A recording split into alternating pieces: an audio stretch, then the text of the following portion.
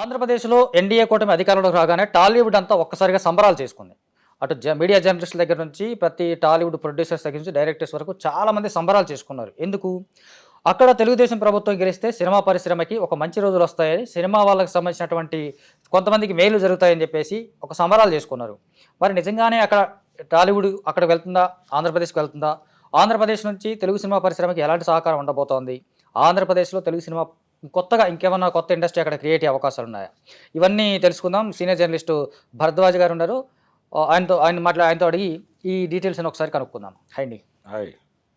So చూస్తున్నాం కదా, Telugu Desam గెలవగానే last time Jagan గెలిచినప్పుడు ఎవరు పట్టించుకోలేదు నాకు తెలిసి. టాలీవుడ్ నుంచి పెద్దగా ఎవరు పట్టించుకోలేదు. ఇప్పుడు తెలుగుదేశం గెలవగానే మొట్టమొదటి ట్వీట్ దగ్గర నుంచి సంబరాల వరకు ఆల్మోస్ట్ చూస్తే గనక ప్రతి ఇంట్లో కేక్ కట్ చేశారని చెప్పేసి కూడా చెప్పుకుంటా ఉన్నారు టాలీవుడ్లో పర్టికులర్గా. ప్రతి ఆఫీసులో కూడా కేక్ ప్రతి ఆఫీస్లో మాత్రమే కాదు, ప్రతి ఆఫీస్లో కూడా కేక్ కట్ చేశారు. ఓకే, ఆఫీసులు అన్నింటిలో కేక్ కట్ చేశారు. మీడియా వాళ్ళు కూడా కేకులు కట్ చేసి సంబరాలు చేసుకున్నారు. అంటే సినిమా ప్రొడక్షన్ ఆఫీసుల్లో మాత్రమే కాదండి, మీడియా ఆఫీసుల్లో కూడా కేకులు కోసి స్వీట్లు పంచుకున్నారు. ఓకే, సో అదే సరే, మీడియా అంటే మన సెక్షన్ పక్కన పెడదాం. సినిమా పరిశ్రమ వరకు వస్తే చూస్తే కనుక సినిమా జర్నలిస్టులు కూడా కేకులు కట్ చేసి సంబరాలు చేసుకున్న సందర్భం చూసాం. సరే, డైరెక్టర్స్, ప్రొడ్యూసర్స్ చాలామంది, ఇంకొంతమంది ఒక అడుగు ముందుకేసి ఆయా ప్లేసులకు వెళ్ళారు. పిఠాపురం వెళ్ళిన వాళ్ళు ఉన్నారు, విజయవాడ వెళ్ళిన వాళ్ళు ఉన్నారు, మంగళగిరి వెళ్ళిన వాళ్ళు ఉన్నారు, ఇట్లా తాడేపల్లి ఇట్లా వెళ్ళిన వాళ్ళంతా ఉన్నారు. మనం చూసాం. నిజంగా చంద్రబాబు గెలవగానే సినిమా పరిశ్రమకి ఎందుకు ఇంత జోష్ కనిపిస్తా ఉంది? అంటే ఒకటి, ఆ మధ్య ఒక ప్రొడ్యూసర్తో ఓపెన్ డిబేట్లోనే ఒక ఛానల్లో ఒక మాట అడిగాను నేను. అంటే ఒక మాట అనేసాను నేను. అదేంటంటే తెలుగు సినిమాకి కులం ఉంది, తెలుగు సినిమాకి కులం ఉంది, అది కమ్మ కులం అయి ఉంది అన్నాను. అంటే దాన్ని ఖండించారు ఆయన. ఓకే, సీరియస్గా ఖండించాడు. ఖండించి మాది సినిమా కులం, ఇక్కడ వేరే కులం లేదు అన్నాడు. ఒక 10 నిమిషాల తర్వాత అదే ప్రశ్నని నేను ఇంకోలాగా అడిగాను అదే నిర్మాతని. సినిమా పరిశ్రమకి కులం లేదు, ఓకే. ఇప్పుడు వైఎస్ఆర్సీపీ, తెలుగుదేశం అనే 2 పార్టీలు ఉన్నాయి. ఆ 2 పార్టీలో ఇండస్ట్రీ ఎటువైపు మొగ్గు చూపిస్తుంది అంటే తెలుగుదేశం వైపే అన్నాడు ఆయన. మరి ఇందాక కాదన్నారు కదా అన్నాడు. ఓకే, ఇందాక కాదంటాం ఏంటి, ఇందాక మీరు అడిగిన ప్రశ్న ఏంటి అన్నాడు. అలా ఓ చిన్న చర్చ జరిగింది. ఓకే, సో తెలుగుదేశం జెండా అనే కంటే కూడా ఇండస్ట్రీ మీద కమ్మ జెండా ఎగురుతున్న మాట వాస్తవం. ఓకే, పెద్ద స్టేట్మెంట్ ఇది. ఆఫ్కోర్స్ మీరు చాలాసార్లు చెప్పారు చాలా సందర్భాల్లో. ఆ ఇన్ఫ్లుయెన్స్ ఉంది, ఇప్పటికీ ఆ ఇన్ఫ్లుయెన్స్ ఉంది. దాని మీద పోరాటమే పవన్ కళ్యాణ్ ఆ రోజు చేసింది. చాంబర్ దగ్గరికి ఆయన మెగా హీరోలతో వెళ్ళి చేసింది. అలాగే నాగబాబు గారు బాలకృష్ణ ఎవరో తెలియదు అన్న మాట, అవును, ఇవన్నీ ఆ అజమాయిషీ మీద పోరాటంగానే చూశాను నేను. ఆనందించాను కూడా, ఇది మంచిదే అని. ఓకే, ఇలా చేయటం మంచిదే అని అనిపించింది. కానీ తర్వాత ఇప్పుడు వాళ్ళందరూ ఒకే శిబిరంలోకి వెళ్ళారు. సో ఇప్పుడు అవన్నీ వాళ్ళకి అలా కనిపించవు, ఆ కోణంలో కనిపించవు. అటువంటి మీరు అన్నదాన్ని కొంచెం చేసుకుంటే కనుక అది సపరేట్. కాబట్టి పవన్ కళ్యాణ్ తనకు అన్యాయం జరిగిందని చెప్పేసి చాంబర్ దగ్గర కూర్చొని గొడవ చేయటం, అవును. అంతకుముందు బాలకృష్ణ మీద కాల్ఫల్ ఇండస్ట్రీ అంతా ఒక దగ్గరికి వచ్చి ఆయన కాపాడే ప్రయత్నం చేసింది. మా మీద వ్యక్తిగతంగా దాడులు జరుగుతుంటే ఇండస్ట్రీ ఎందుకు పట్టించుకోవటం లేదు, మా 2 కులాలు వేరేనే కదా అనే అర్థంతో కదా మీరు అన్నారు ఇప్పుడు. అవును, అవును. సో నాగబాబు చెప్పిన మాట కూడా బాలకృష్ణని పర్సనల్గా కాకుండా ఆ వర్గం నేపథ్యంలోనే అన్నాడంటారు. బాలకృష్ణ వర్గం నేపథ్యంలోనే అన్నారు, సామాజిక వర్గం అంతే నేపథ్యంలో అన్నారు. అంటే ఆ కాన్షియస్నెస్ వాళ్ళకి అనివార్యంగా ఉంటుంది. ఓకే, ఎవరైనా అణచివేతకు గురైనటువంటి వాడికి ఉంటుంది, అది అరుస్తాడు. రెండోది, చాలా ప్రధానమైన విషయం ఏంటంటే చాలా సందర్భాల్లో దాసరికి చిరంజీవికి మధ్య ఒక గ్యాప్ కనిపించేది. ఒకటే అయినప్పటికీ అక్కడ ప్రాబ్లం ఏంటంటే చిరంజీవి గారి ప్రొడ్యూసర్లు అందరూ అవును కమ్మ సామాజిక వర్గానికి చెందిన వాళ్ళు మెజారిటీ. దాంతో ఆయన దానికి వ్యతిరేకంగా మాట్లాడే పరిస్థితుల్లో లేడు. కానీ సఫికేషన్కి గురయ్యాడు ఆయన కూడా. సఫికేషన్కి గురైన మాట వాస్తవం. రకరకాలుగా దాసరి చిరంజీవి. ఓకే, ఇది దాసరితో కాదు, ఆయన నిర్మాతలతోనే. ఓకే, ఆయన చాలా ఒదిగి బీయింగ్ ఏ స్టార్. చాలా ఒదిగి ఉన్నాడు ఓకే. అనేది వాస్తవం. అది ఆయన రకరకాలుగా ఎక్స్ప్రెస్ చేశాడు. క్రమశిక్షణ అన్నారు, లేకపోతే అంటే ఒదిగి ఉండడము. నిర్మాతలకు ఇబ్బంది కలగకుండా ఉండటానికి నేను చాలా కష్టపడ్డాను ఈ స్టేట్మెంట్ ఇలా చూసారా మీరు అని చెప్పుకున్నాడు ఆయన. ఓకే. దాంతోపాటు ఈ రీసెంట్గా ఒక మాట అన్నాడు ఆయన. న్యాయం కావాలి సినిమా అప్పుడు నేను ఒక అసిస్టెంట్ డైరెక్టర్ వచ్చి మీరు సెట్లో ఉండాలన్నాడు. నేను వెళ్ళి నిలబడ్డాను. క్రైన్ మీద క్రాంతి గారు ఉన్నారు. ఎవడు రమ్మన్నాడు నిన్ను, నువ్వేమన్నా పెద్ద సూపర్ స్టార్ని అనుకుంటున్నావు, వచ్చి నిలబడ్డావు, వెళ్ళి బయటకు పో అన్నాడు ఆయన. ఫ్యామిలీ స్టార్ ఫంక్షన్లో అన్నాడు కాదు, న్యూక్లియస్ ఫంక్షన్ చెప్పాను రీసెంట్గా అన్నాడు. నాకు చాలా బాధేసింది. అదేంటి వాళ్ళు పిలిస్తే కదా లోపలికి వచ్చాను నేను, ఇలా అందరిలోనూ అవమానించారు ఏమిటి అని బాధేసింది. కానీ నా మనసులో ఒక కోరిక కలిగింది ఆయన మీద, కోపం కంటే కూడా. ఆయన అన్నాడు కదా, నువ్వేమన్నా పెద్ద సూపర్ స్టార్ని అనుకుంటున్నావా అని, అవ్వాలి అని ఒక చిన్న దాన్ని పాజిటివ్గా తీసుకుని నేను ఎదుగుదలకి ఉపయోగించుకున్నాను అన్న ధోరణిలో మాట్లాడాడు. సేమ్ ఇలాంటి సిమిలర్గానే రజనీకాంత్ కూడా ఈ మధ్య కాలంలో ఒక సినిమా ఫంక్షన్లో అన్నాడు, పలానా స్టూడియోకి రమ్మన్నాడు ఒకటి, నన్ను కారు కూడా పంపించలేదు, నేను వెళ్ళాను, నిన్నెవరు రమ్మని పట్టించుకోకపోతే నడుచుకుంటూ ఇంటికి వెళ్ళాను, ఆ రోజే డిసైడ్ అయ్యా కాస్ట్లీ కారు కొనుక్కోవాలని. దానికి ఇన్స్పిరేషన్ లాగా ఉంది ఆ రోజు చిరంజీవి గారు చెప్పింది. నిజంగా కావచ్చు. అయితే ఒకటి వాస్తవం, ఆయన ఇండస్ట్రీ నుంచి రాజకీయాల్లోకి వెళ్ళిపోయేటప్పుడు ఒక పార్టీ ఇచ్చి మాట్లాడాడు. అందులో ఇండస్ట్రీలో తను తొలి రోజుల్లో పడ్డటువంటి ఇబ్బందులు, తర్వాత నిర్మాతల కోసం ఆయన చేసినటువంటి అనేక త్యాగాలు అవన్నీ చెప్పుకున్నాడు. ఆ చెప్పుకున్నటువంటి మాటల్లో ఆయన పడిన కష్టం చెప్పుకున్నాడు ఆయన. ఆ కష్టం వెనకాల అంటే నాకు తెలిసి త్రివిక్రమరావు గారు తప్ప, విజయలక్ష్మి ఆర్ట్స్ త్రివిక్రమరావు గారు తప్ప ఎవరు చిరంజీవి గారు అనేవాళ్ళు కాదు. ఓకే. చిరంజీవి అనే పిలిచేవాళ్ళు, ఆయన ప్రత్యేకంగా గారు అని పిలిచేవాడు. ఆబ్వియస్గా వేరియేషన్ కనిపిస్తుంది కదా. అలాగే చాలామంది ఆ రోజుల్లో సినిమా పరిశ్రమతో సంబంధాలు ఉన్న వాళ్ళకి తెలుసు క్రాంతి గారు ఆయన ఎలా పిలిచేవాడు. ఓహో. చిరంజీవిని అవును, ఉరేయ్ అని పిలిచిన సందర్భాలు కూడా ఉన్నాయి. శివుడు శివుడు శివుడు అనే సినిమా సందర్భంగా ఆయన చిరంజీవిని కోదండరామిరెడ్డిని కలిపి ఒక సన్నివేశ చిత్రీకరణలో ఇద్దరిని కలిపి తిట్టాడు. ఓకే. అంటే స్క్రిప్ట్కి వ్యతిరేకంగా షాట్ నడుస్తోంది అనేది ఈయన కోపం. ప్రొడ్యూసర్ ఈయన ప్రొడ్యూసర్ మాత్రమే కాదు, ఈయన డైరెక్షన్లో కూడా అవును ఇన్వాల్వ్ అయ్యేవాడు, డైరెక్టర్ని డైరెక్ట్ చేసేవాడు. ఓకే. ఈ ఇబ్బందులు రాఘవేంద్రరావు గారు కూడా పడ్డాడు ఆయనతో, క్రాంతి కుమార్తో. ఈ సఫరింగ్ ఉండేది ఆయనతో ఎవరు పని చేసినా. ఓకే. ఆ టార్చర్ ఉండేది. అలా ఒక షార్ట్ స్క్రిప్ట్ ప్రకారం అనుకున్నప్పుడు అది కెమెరా ముందు ఇలా చేస్తే బాగుంటుంది, ఎఫెక్టివ్గా ఉంటుంది జనంలో అని ఒక సలహా ఈయన చెప్పాడు చిరంజీవి. దాన్ని ఆయన ఓకే చేశాడు. అవును నిజమే, ఇలా చేస్తే బాగుంటుంది. డైరెక్టర్ అలా షూట్ జరుగుతుంది, ఆయన దూరంగా నిలబడి చూస్తున్నాడు. పేపర్ ప్రకారం జరగట్లే, వచ్చి ఇద్దరిని తిట్టాడు. ఓకే. కట్ చేస్తే మర్నాడు షూటింగ్కి కోదండరామిరెడ్డి రాలా, చిరంజీవి వెళ్ళాడు. ఓకే.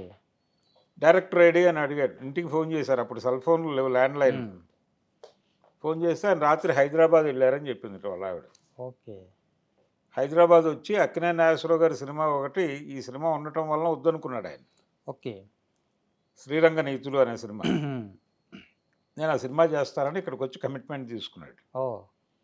ఆ సినిమా మిగిలిన బ్యాలెన్స్ వర్క్ అంతా క్రాంతి గారే చేసుకున్నాడు. న్యాయం కావాలి కదా, శివుడు సారీ, డైరెక్టర్గా ఆయన పేరే పడుతుంది, కోదండరామిరెడ్డి పేరే పడుతుంది, కానీ ఆ బ్యాలెన్స్ అంతా ఆయన చేసుకున్నాడు. ఓకే. సినిమా కూడా ఆడలేదు అనుకుంటా. ఆ తర్వాత ఇంకా బ్యానర్లో కోదండరామిరెడ్డి లేడు. ఓకే. శివుడు సినిమా ఆడలేదు కదా. ఆడలేదు. ఓకే. ఒక ఓపెనింగ్స్ వచ్చి ఆగిపోయింది. అది శ్రీరంగ నీతులు హిట్. చిరంజీవి ఎందుకు వెళ్ళలేదు, ఒకే కోపం ఇద్దరికీ వచ్చి ఉండాలి కదా. అవును. ఈయన సర్దుబాటు, మనం ఎదుగుతున్నటువంటి దశలో ఉన్నాం, ఇక్కడ ఘర్షణలు పడకూడదు. అంటే ఎగ్జాక్ట్గా మీరు చెప్పిందని చూస్తే ఒకవేళ చిరంజీవి కూడా సేమ్ ఈయన సామాజిక వర్గం అయితే కనుక ఆయన తిట్టేవాడు అలాగా. అంటే ఇక్కడ రెండు కోణాలు వస్తాయి. ఆయన అలాగే తిట్టువాడంటే కనుక అది ఆయన గుణం అనుకోవచ్చు.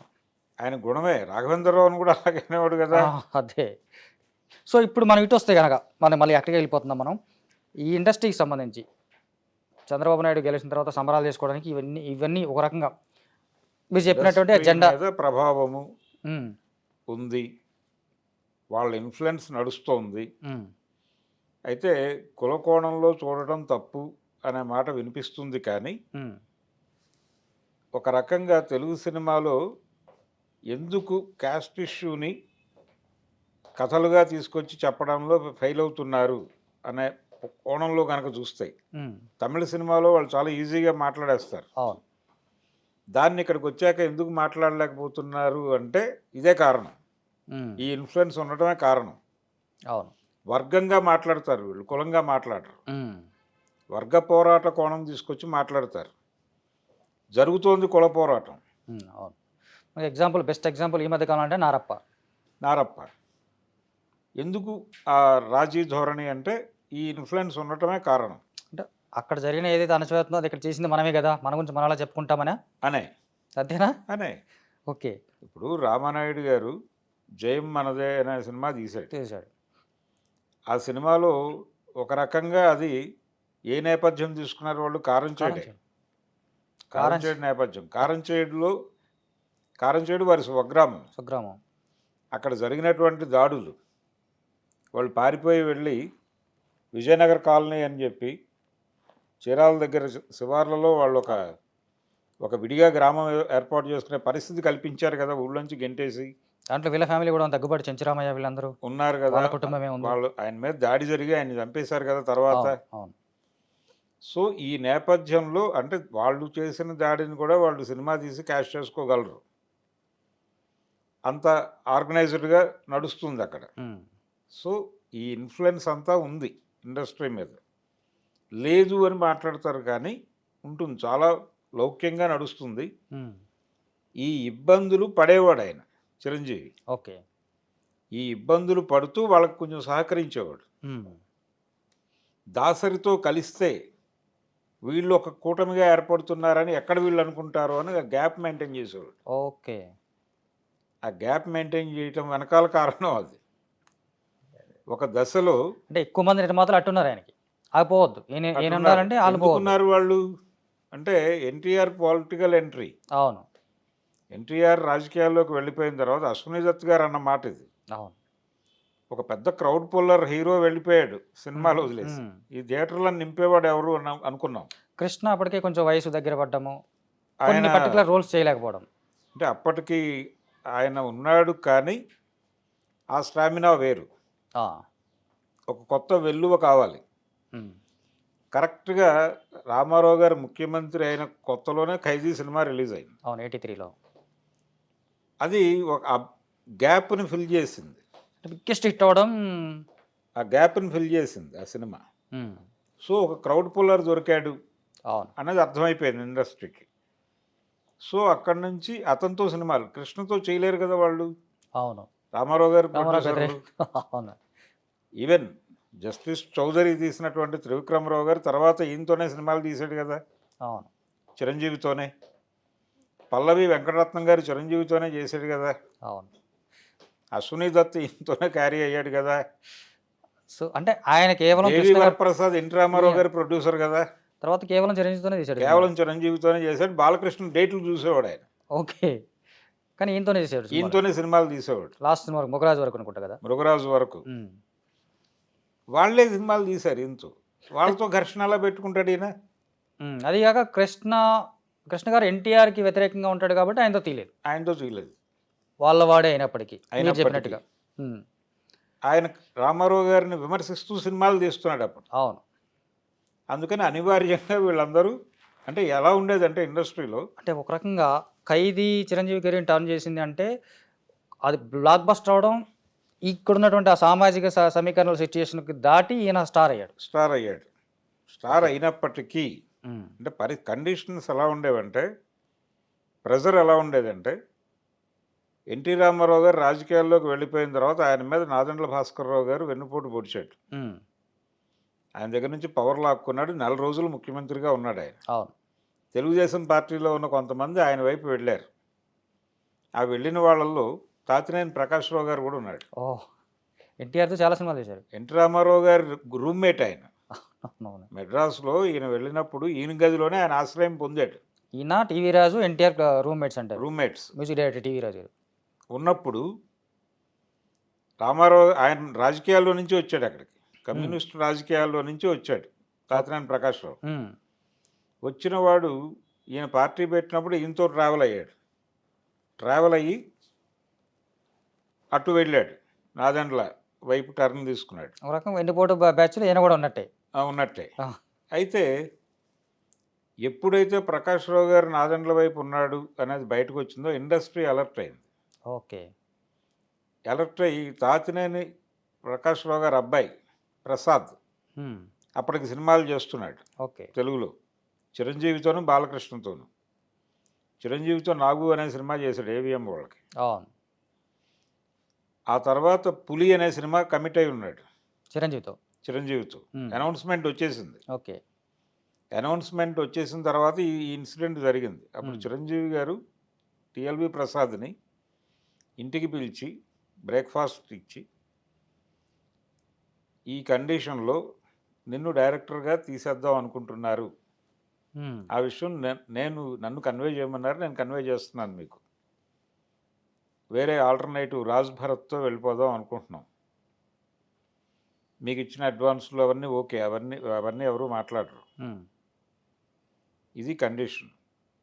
ఆయన హర్ట్ అవుతాడేమో మిమ్మల్ని డైరెక్టర్గా పెట్టుకుంటే అని చెప్పి క్లోజ్ చేశారు దాన్ని. ఓకే. అలా బాలకృష్ణతో కమిట్మెంట్స్ కూడా వెళ్ళిపోయినాయి. ఓకే. ఏం చేయాలో అర్థం కాని పరిస్థితిలో టిఎల్వి ప్రసాద్ తాతినేని రామారావుతో మాట్లాడుకుని బాంబే వెళ్ళిపోయి మిథున్ చక్రవర్తి సినిమాలు డైరెక్ట్ చేసుకుంటూ అక్కడ బతికాడు. ఓకే. ఈ ఇంత ఆందోళన ఉండేది సినిమా మీద, ఆ కులం తాలూకా ఇన్ఫ్లుయెన్స్. ఓకే. టిఎల్వి ప్రసాద్ మళ్ళీ ఆ కులం నుంచి చెందినవాడే. అంతే కదా. భాస్కర్రావు అదే వాళ్ళ ఘర్షణలో మనం ఇరుక్కుంటామేమో అని చెప్పి ఏం జాగ్రత్త తీసుకుని చిరంజీవి ఆ సినిమా ప్రొడ్యూసర్లు రెడ్లు పులి అందరూ జాగ్రత్త పడిపోయి అసలు మనం చాలా కాన్షియస్గా ఉండాలి ఈ వ్యవహారంలో అని ఓకే టిఎల్వి ప్రసాద్ని తప్పించి రాజ్ భరత్తో డైరెక్ట్ చేయించుకున్నారు. ఈ లెవెల్ ఇన్ఫ్లుయెన్స్ నడిచింది తెలుగు సినిమా మీద అనేది అందరికీ తెలిసిన విషయమే. ఇప్పుడు అదే కళ జగన్మోహన్ రెడ్డి టిక్కెట్ల విషయంలో ఇబ్బంది పెట్టాడు అనేది వాస్తవమే. ఆయనలో ఇది ఉంది. అంటే తెలుగు సినిమా పరిశ్రమ వీళ్ళది, సో వీళ్ళ ఆర్థిక వనరులు దెబ్బతీయుట అనే కార్యక్రమంలో భాగంగా కొంచెం ఎవరితో ఎలా వ్యవహరించాలి అనే దానికి సంబంధించి ఆయన వ్యాకరణం ఆయన రాసుకున్నాడు జగన్. ఆ సఫరింగ్ వీళ్ళు ఫేస్ చేశారు. పర్ఫెక్ట్ ఎగ్జాంపుల్ అమరావతి అనుకుంటాను. అమరావతి అంతకుముందు తెలుగు సినిమా సెలబ్రేషన్స్ అమరావతిలో చేసేవాళ్ళు టీడీపీ హయాంలో. అవును, నంది అవార్డ్స్ కూడా ఇచ్చినట్టున్నారు, అక్కడ ఇచ్చారు. వీళ్ళు సినిమా ఫంక్షన్ ఒకటి హైదరాబాద్లోను ఒకటి అమరావతిలోను చేసేవాళ్ళు. అవును, రెండు తెలుగు రాష్ట్రాలని కవర్ చేయాలని.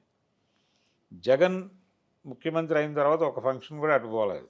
అవును, హైదరాబాద్లోనే చేసుకోవడం మొదలుపెట్టేశారు. అది మన ఏరియా కాదు ఇంక ఇప్పుడు, అది అక్కడికి మనం వెళ్ళొద్దు అని ఒక లైన్ తీసుకున్నారు.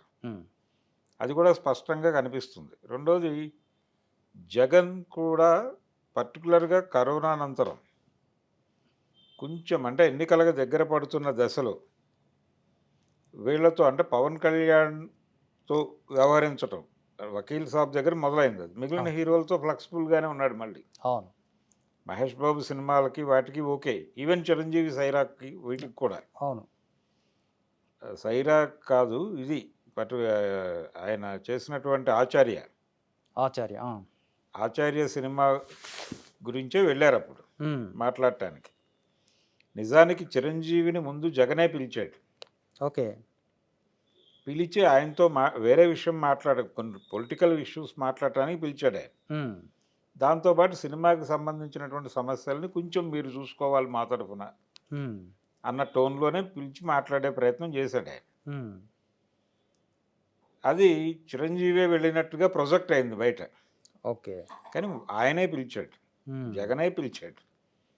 పిలిచి రాజ్యసభ ఇలాంటివి కూడా ప్రస్తావించాడు, కానీ ఈయన సున్నితంగా నో పాలిటిక్స్ అని చెప్పాడు. ఉమ్. చెప్పేసి ఇండస్ట్రీ సమస్యలు కొన్ని ఉన్నాయి, వాటిని మీరు పట్టించుకోవాలని మాత్రమే మాట్లాడి వచ్చేసాడు. వచ్చిన తర్వాత వీళ్ళందరినీ తీసుకుని వెళ్ళాడు ఆయన. ఓకే. మహేష్ బాబుని, ప్రభాస్, ప్రభాస్ని, రాజమౌళి, రాజమౌళిని, దిల్ రాజు. వీళ్ళందరినీ కలిపి ఒక యూనిట్గా పట్టుకెళ్ళి మాట్లాడొచ్చాడు. ఉమ్. అప్పుడు కూడా చాలా కొంచెం ఒబీడియంట్గా ఉన్నాడు అక్కడ. ఉమ్. అది ట్రోల్ అయింది. అవును. అంటే లౌక్యంగా ఉండుట అనేది ఆయనకి కెరియర్ ప్రారంభం నుంచి అలవాటు. ఓకే. అందుకని లౌక్యంగా ఉన్నాడు. లౌక్యంగా వ్యవహరించినప్పటికీ ఆ బర్న్ ఉంటుంది మనిషిలో. అవును. అది ఎక్కడో చోట బయటపడుతుంది. ఉమ్. అది మొన్న పవన్ కళ్యాణ్కి 5 కోట్లు ఇవ్వడంలో బయటపడి ఉండొచ్చు. సీఎం రమేష్కి సపోర్ట్ చేయమని చెప్పడంలోనూ వాళ్ళందరికీ సపోర్ట్ చేయమని చేయడంలో చెప్పడం. బయటపడి ఉండొచ్చు. అవును. సో ఆయన రకరకాల బర్న్స్ అన్ని ఎక్కడో ఒక చోట అక్నాలెడ్జ్ చేశాడు అవును. చిరంజీవి. ఇలా ఇండస్ట్రీలో వీళ్ళ ఇన్ఫ్లుయెన్స్ ఉంది అనేది దాసరి గారు చాలా సందర్భాల్లో మాట్లాడాడు. ఎదురీత యుద్ధము చేశాను నేను ఇక్కడ అని. ఆ. అయినప్పటికీ ఆయనతో ఒక సయోధ్య నడిచింది, ఘర్షణ ఉండేది. అంటే ఆయన కాంగ్రెస్లో కొంచెం స్ట్రాంగ్గా ఉండడము, ఆయన స్ట్రాంగ్గా ఉండటం మాత్రమే కదా, అంటే దాసరి యాక్సెసిబుల్ ఎవరికైనా. అవును. ఒక లైట్ బాయ్ అయినా కానీ వెళ్ళిపోయి తలుపు కొట్టేసి ఆయనతో మాట్లాడగలడు. ఉమ్. ఆ యాక్సెస్ ఇవ్వటం వలన అనుకోకుండా ఆయన నాయకుడు అయ్యాడు. అవును. ఇప్పుడు ఆయనతో డిస్టర్బెన్స్ పెట్టుకుంటే వీళ్ళందరికీ తగులుతుంది అది. ఓకే. అందుకని దాసరితో జాగ్రత్తగా ఉండేవాళ్ళు, ఇబ్బంది ఉన్నప్పటికీ. ఎందుకు సౌందర్యలహరికి దాసరిని పిలవలేదు ఉమ్. రాఘవేంద్రరావు గారు? అయితే ఫస్ట్ ఎపిసోడ్లో నా బదులు మాట్లాడిన దాసరి గారికి థ్యాంక్స్ చెప్తూ అని ఉంది వాక్యం. ఓకే. కానీ ఎందుకు ఫిజికల్గా ఆయన ఉన్నాడు అప్పుడు. అవును. ఉన్నప్పటికీ ఎందుకు పిలవలేదు? విశ్వనాథ్ గారిని పిలిచాడు.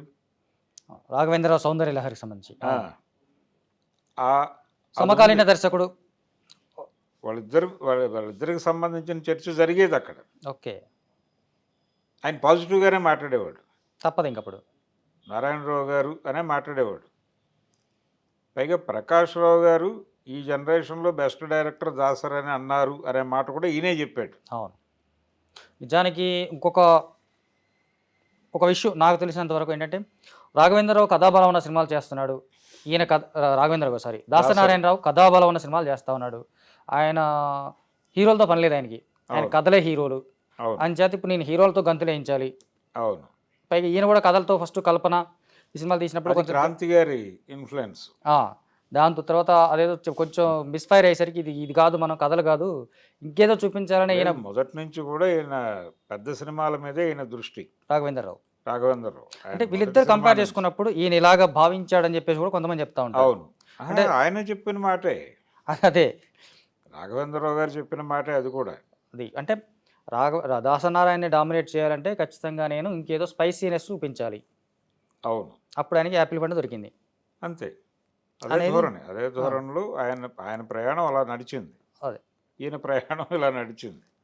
సో ఇప్పుడు ఇక్కడికి వచ్చేసరికి ఈ క్యాస్ట్ బేస్డ్ సెక్షన్ మొత్తం మళ్ళీ ఇప్పుడు ఆంధ్రప్రదేశ్కి వెళ్ళే అవకాశం ఉందా? ఇప్పుడు పరిశ్రమని హైదరాబాద్ నుంచి విజయవాడకు షిఫ్ట్ చేయటమో విశాఖపట్నానికి షిఫ్ట్ చేయటం అనే ప్రోగ్రామ్ డెఫినెట్గా ఉండదు. ఓకే. ఎందుకు ఉండదు అంటే, మెడ్రాస్ నుంచి ఇక్కడికి రావడానికే 40 ఏళ్ళు పట్టింది హైదరాబాద్ రావటానికి. 53లో రాష్ట్రం ఏర్పడితే 90లో కదా కదలిక మొదలైంది. సో ఇప్పటికిప్పుడు ఇండస్ట్రీ అక్కడికి వెళ్ళటమో ఇక్కడికి రావటమో లేదు. ఇక్కడ తెలంగాణ సినిమా, దక్కన్ సినిమా ఏదో డెవలప్ చేస్తామని తెలంగాణ ఉద్యమ కాలంలో చెప్తానే ఉన్నారు, చెప్పారు తప్ప తర్వాత అందరూ మర్చిపోయారు. అవును. దాన్ని పక్కన పెట్టేశారు పూర్తిగా. పెట్టేసి ఇదే నడుస్తోంది, ఇదే ఛాంబర్. ఈ రోజు కూడా ఛాంబర్ మీద ఆ పేరే ఉంటుంది, ఆ పేరే ఉంటుంది, ఆ ఫోటోసే ఉంటాయి, అదే కథ నడుస్తుంది. మధ్యలో పైడి జయరాజ్ ఫోటో ఒకటి, లక్ష్మీదేవి ఫోటో ఒకటి వచ్చి ఈ మధ్య కాలంలో అదనంగా యాడ్ అయ్యాయి 10 ఏళ్లలో నాకు తెలిసినంత వరకు. ఇంకొకటి ఏంటంటే, తెలుగు సినిమా హీరోలు ఎప్పుడూ కూడా ఆంధ్ర నగరాల్లోనే లొకేట్ అయ్యారు. రామారావు గారి టైంలో మెడ్రాస్లో లొకేట్ అయ్యాడు అవును. తప్ప తెలంగాణ పల్లెల్లో లొకేట్ కాలా ఎప్పుడు. ఉమ్. కరీంనగర్ నుంచి తెలుగు సినిమా స్టార్ హీరో ఎవరు రాలా, ప్రాజెక్ట్ అవ్వలే అసలు. అది అక్కడ లొకేట్ కాడు తెలుగు హీరో. ఉమ్. కానీ తెలంగాణ ఉద్యమం జరిగిన తర్వాత, తెలంగాణ ఏర్పడిన తర్వాత మొదటి దశలో వచ్చిన సినిమాల్లో అలా లొకేట్ చేయాలి అని కాన్షియస్గా అనుకుని చేశారు కొన్ని సినిమాలు. అవును, పెళ్లి చూపులు బాగా దానికి. పెళ్లి చూపులు కంటే కూడా అల్లు అర్జున్ రేస్ గుర్రంలో వరంగల్లో లొకేట్ చేశారు హీరోని. ఉమ్. ఇలాంటివి కనిపిస్తాయి కొన్ని కొన్ని సినిమాల్లో అలా తెలంగాణ. అలాగే Gopichand cinema, Gopichand success cinema ఉంది కదా, లౌక్యం, లౌక్యం. అవును, అది అది కూడా తెలంగాణ. వరంగల్లో లొకేట్ అవును చేశారు. అవును. అట్లాగే నాని ఎంసీఏ కూడా వరంగల్ లొకేషన్. వరంగల్ లొకేట్ చేశారు. ఇలా జరిగింది ఆ టైంలో. ఉమ్. తర్వాత మళ్ళీ వదిలేశారు. అది ఉమ్. కాన్ఫిడెన్స్ వచ్చింది. అది ఇంకేం అవ్వదు. తెలంగాణ సినిమా ఏరియాలోకి వచ్చి ఈ ఈ అస్తిత్వవాద ఉద్యమ ప్రభావం సినిమా మీద లేదు అనే కాన్ఫిడెన్స్ ఎప్పుడైతే వచ్చిందో ఉమ్. వాళ్ళు మళ్ళీ బెజవాడలోను విశాఖపట్నంలోనూ లొకేట్ చేసుకోవడం మొదలుపెట్టారు. ఉమ్. ఇంత కాన్షియస్గా ఉంటుంది ఇండస్ట్రీ. అందుకని వాళ్ళు ఈ రోజున చంద్రబాబు నాయుడు గెలవగానే కేకులు కోసుకోవటానికి, ఉమ్. సెలబ్రేట్ చేసుకోవడానికి, వెళ్ళి అభినందించడానికి, వీటన్నిటికీ ప్రాతిపదిక ఉంది ఓకే. చాలా స్పష్టంగా. అది ఇండస్ట్రీ మీద ఈ రోజుకి ఎగురుతున్నటువంటి ఆజెండానే కారణం. ఇప్పటికిప్పుడు ఇండస్ట్రీ అక్కడికి పోదు. ఓకే. వెళ్ళే అవకాశం లేదు. ఎందుకంటే ఆల్రెడీ వైజాగ్లో స్టూడియోస్ ఉన్నాయి. రామానాయుడు గారికి ఒక స్టూడియో ఉంది. ఉమ్. ఆ స్టూడియోలో ఒడియా సినిమాలు ఎక్కువ షూట్ జరుపుకుంటున్నాయి, బెంగాలీవి అవి జరుపుకుంటున్నాయి. ఓకే.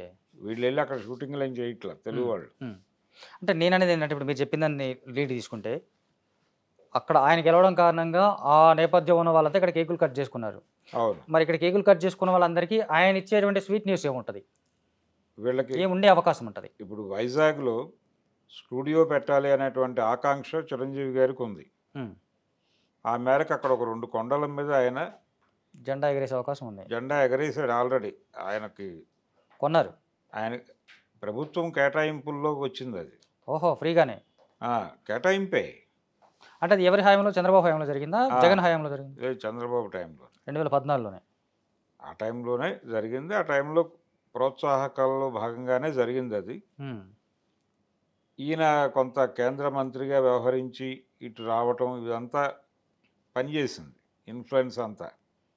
పైగా ఇండస్ట్రీలో నెంబర్ 1 హీరో ఉమ్. కాబట్టి ఆయనకు కొంచెం ఆ వెసులుబాటు కల్పించారు.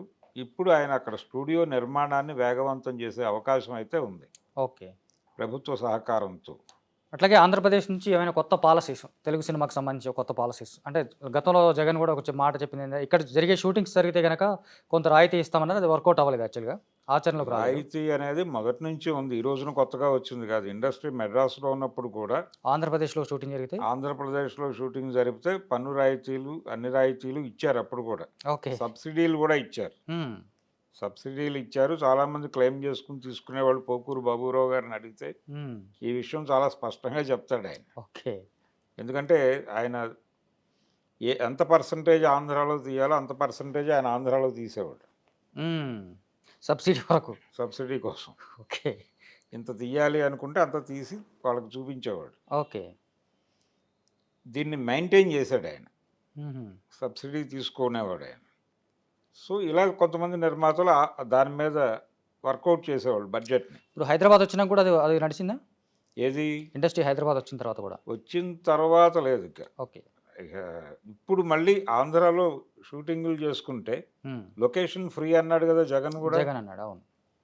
మీ ఇష్టం, మీరు షూటింగ్ చేసుకోండి, ఉమ్. కాకపోతే ప్రొటెక్షన్కి పేమెంట్ ఇచ్చుకోండి విడిగా ఉమ్. అని మాత్రమే చెప్పాడు. అవును. ఆయన ఘర్షణ కూడా ఎవరితో, పొలిటికల్ ఏరియాలో ఉన్నటువంటి వాళ్ళతోనే ఘర్షణ పడ్డాడు, పవన్ అవును. కళ్యాణ్తోనూ. అలాగే బాలకృష్ణతో కూడా అది ఉంది, కానీ బాలకృష్ణ ఎప్పుడు దాన్ని ఘర్షణాత్మక వైఖరిగా తీసుకోలేదు. అవును.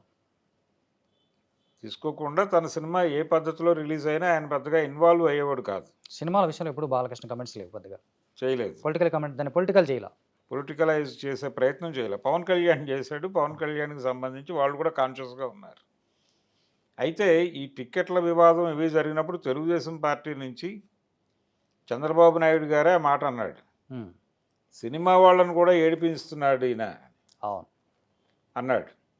సో ఇప్పుడు తను ఏడిపించకుండా ఎంత అడిగితే అంత ఎలా కావాలంటే అలా చేసుకోండి, ఏం పర్లేదు, నేను చూసుకుంటాను. ఆ రకంగా ఫస్ట్ బెనిఫిట్ అవబోయే సినిమా కల్కి, అంతేనా? కల్కిని ఈయన యాక్చువల్గా అశ్విని దత్ 260 సీట్లు వస్తాయని గతంలోనే చెప్పిన మాట ఇప్పుడు ఒకటి వైరల్ అవుతుంది. రీసెంట్గా ఆయన ఒక వీడియో చేశాడు, దాంట్లో 200 అది నిజంగా అంత వచ్చేసింది. అది వైరల్ అవుతుంది. అక్కడ గెలవాలని చెప్పేసి ఆయన అక్కడ మకాం వేసుకొని విజయవాడలోనే ఉన్నాడు. ఉండటం మాత్రమే కాదు, చాలా స్పష్టంగా ఇండస్ట్రీ నుంచి జగన్ మీద పర్టికులర్గా అమరావతి 3 రాజధానుల వ్యవహారం మీద సీరియస్గా ధ్వజమెత్తినటువంటి వాడు అశ్విని దత్. మొదటి నుంచి ఆ విషయం ఎప్పుడు కాంప్రమైజ్ కాలేదు. ఆయన మాట్లాడుతూనే ఉన్నాడు రెగ్యులర్గా. అవునవును. ఈ మాట్లాడటానికి కారణం ఏంటంటే ఆయన ప్రాపర్టీ ఇరుక్కుని ఉంది అక్కడ అమరావతి ఎపిసోడ్లో. అంటే ఎయిర్పోర్ట్ విస్తరణలో భాగంగా ఆయన భూములు వెళ్ళినాయి. ఓకే. దానికి సంబంధించి అప్పటి ప్రభుత్వంతో ఒక అవగాహన కుదుర్చుకున్నారు వీళ్ళు. కాంపన్సేషన్. ఆ అవగాహన పక్కకి వెళ్ళిపోయింది జగన్ వచ్చిన తర్వాత.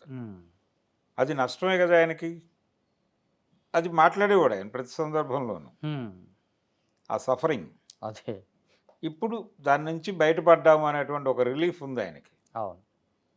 ఆ బయటపడటం కోసం నిజానికి కల్కి సినిమా సమ్మర్లో కాకుండా ఇప్పుడు రిలీజ్ చేయడానికి రీజన్ కూడా రిజల్ట్ తర్వాత వస్తే మాకు అనుకూలంగా వస్తే కావాల్సినంత టికెట్ రేట్లు పెంచుకోవచ్చు అని కూడా అన్నారు. అని కూడా ఒక అభిప్రాయం ఉంది. అయితే ఆయన మే 9 అనేది ఒక రకంగా సెంటిమెంట్గా ఒక డేట్ అనుకున్నాడు ఆయన. జగదేక వీరుడు అతిలోక సుందరి డేట్. జగదేక వీరుడు అతిలోక సుందరి మాత్రమే కాదు, మహానటి కూడా అదే రోజు రిలీజ్ అయింది.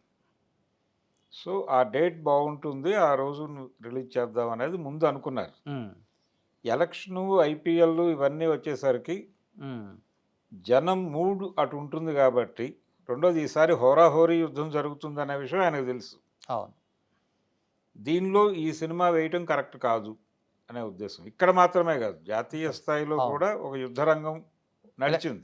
ఎలక్షన్ ఉంది కాబట్టి పార్లమెంట్ ఎలక్షన్స్ కూడా చాలా ప్రాంతాల్లో ఎన్డీఏని ఉంచాలా. ఇప్పుడు ఎలాగైతే ఏపీలో జగనే ఎజెండా, అవును, జగన్ ఉండాలా, జగన్ని పంపాలా అనే ఎజెండాగా జరిగింది ఎన్నిక. అవును. అలాగే జాతీయ స్థాయిలో పార్లమెంట్కి జరిగిన ఎన్నిక కూడా ఎన్డీఏని ఉంచాలా, తీసేయాలా అనేది జరిగింది. అవును.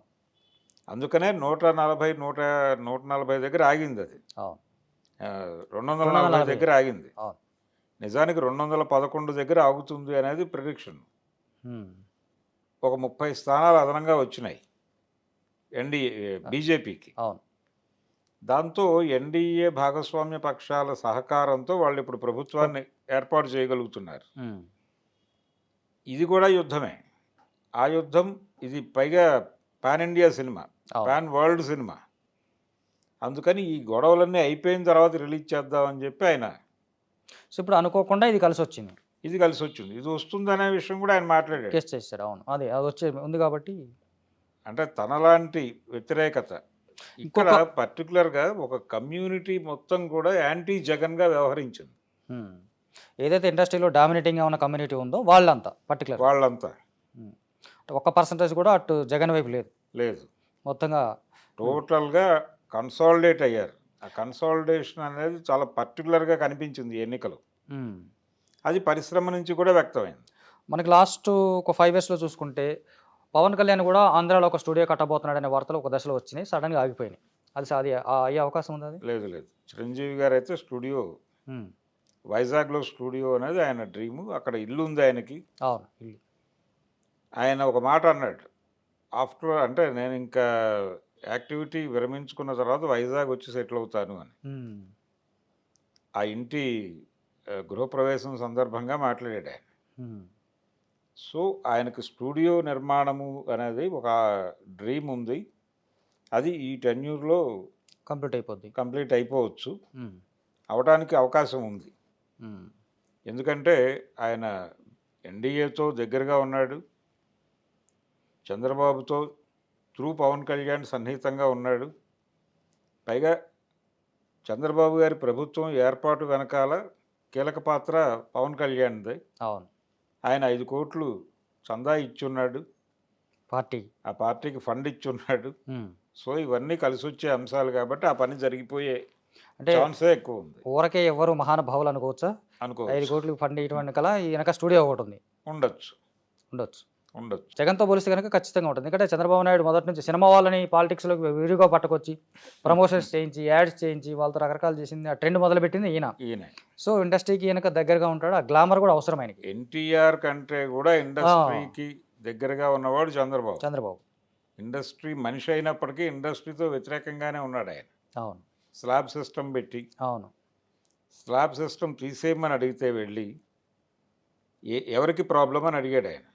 దాసరి కృష్ణ వెళ్ళి అడిగితే అంటే ఎగ్జిబిటర్లు సఫర్ అవుతున్నారు అని చెబితే ఆయనకి 5-6 థియేటర్లు ఉన్నాయి.